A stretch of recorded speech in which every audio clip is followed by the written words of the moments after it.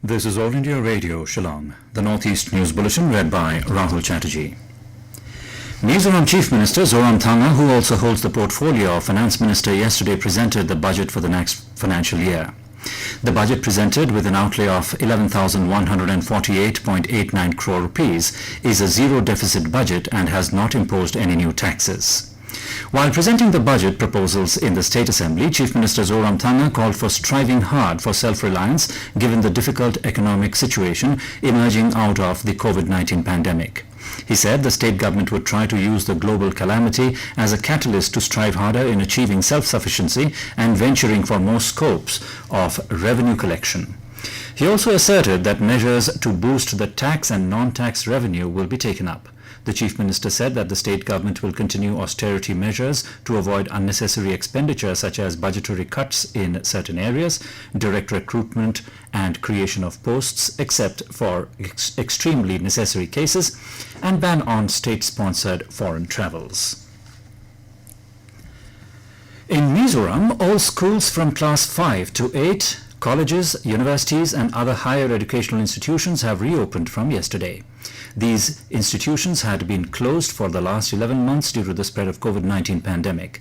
The state government, however, instructed all college authorities to undertake mandatory thermal screening at the entrance and to strictly follow standard operating procedures. Health Minister Dr. R. Lalthianglana also urged authorities of schools, colleges, universities and other institutions to adhere to COVID-19 protocols and guidelines. Official sources said that the state government has, however, not allowed to reopen schools for the primary section as the children of this section need serious care. Meghalaya Deputy Chief Minister Prestone Tynsong yesterday inaugurated the one-day workshop on urban mobility for Shillong City at the State Convention Centre in Shillong.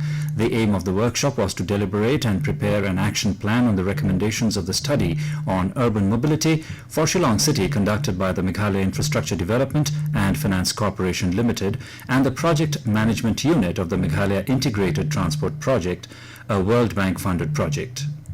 The study was entrusted to a global consulting firm, Dalberg.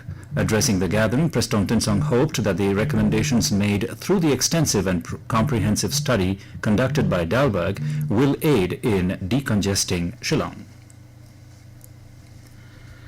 The teachers belonging to the Meghalaya government lower primary school contractual teachers started their indefinite hunger strike at Malki ground yesterday, apprehending termination of their services for not qualifying the Meghalaya teacher eligibility test.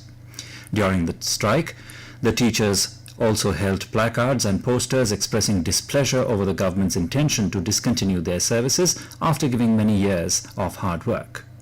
The Meghalaya government lower primary school contractual teachers informed that they have not received their salaries since the second week of December 2020, when the state government intended to appoint those who have qualified the MTET. In Assam, the notification for the first phase of polls will be issued today. Polling will be held on the 27th of this month. With the notification, the process of nomination will begin, and there are 47 seats in this phase. A total of over 80 lakh voters can exercise their voting rights in the first phase. In Assam, the BJP and the Ahom Ganaparikhad leaders held an important meeting in Guwahati.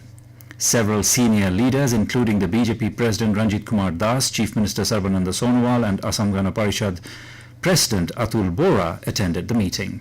It is learned that seat-sharing issues, among others, was the main agenda of the meeting. Both the parties would continue their alliance in the upcoming assembly election. Meanwhile, Congress General Secretary Priyanka Gandhi has arrived in Assam for a two-day visit. And with that, we end the Northeast News Bulletin, which came to you from All India Radio, Shillong. Have a nice day.